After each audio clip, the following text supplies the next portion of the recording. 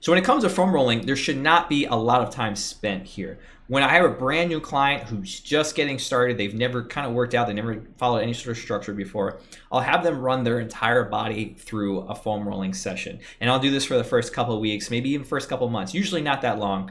Just I want them to understand what foam rolling feels like, they should understand that it should be a little uncomfortable. It shouldn't be painful, and it shouldn't be a walk in the park. It shouldn't be something you're just doing and you're just kind of whatever. But also it shouldn't be very excruciating or anything like that. It should be at most like maybe a 7 out of 10 on a pain scale. I say generally for people, just be like a 5, 6. Should be uncomfortable, but something you can kind of withstand pretty easily.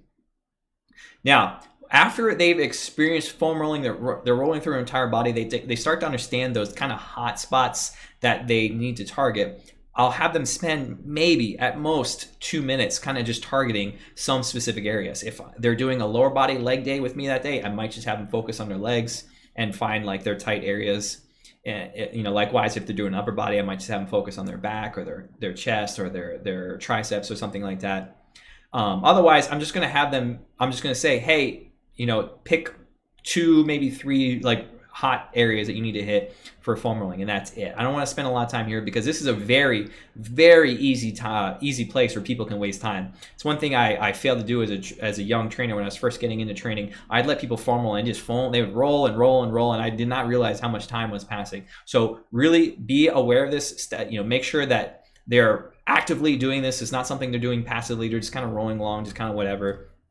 Make sure they're hitting the areas that they need to do. Also, I will say, people will very quickly outgrow foam rollers, especially young people who aren't really tight. Like I'm a little bit older, so I have some areas that are always going to be kind of tight on me just because those areas just been there for decades at this point.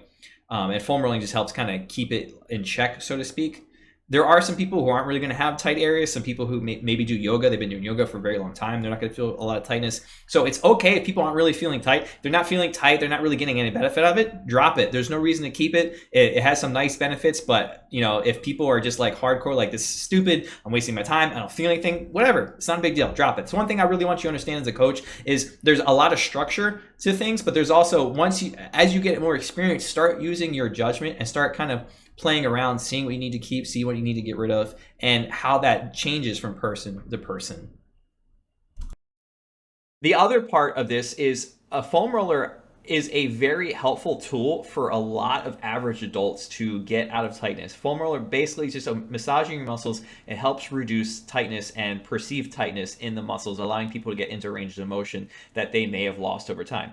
Now, that being said, a lot of people will not have any benefit whatsoever from a foam roller, especially if someone has been using a foam roller for a few weeks to a few months. They'll really won't see any returns after a relatively short amount of time. So a foam roller and a foam rolling session is not needed by many clients for various different reasons. So if you choose to drop foam rolling completely from every single person's workout, you really would not be losing that much. Again, I think it's very beneficial because it tends to help the average adult feel better, but it is not a magical device that is solving lots of problems. It can be helpful. It is a nice tool, I think, for a lot of people, but also a lot of people aren't really going to see a lot of benefits from it. So again, feel free to drop it completely from the warm-up or just drop it from those specific clients that you feel like aren't getting the benefits.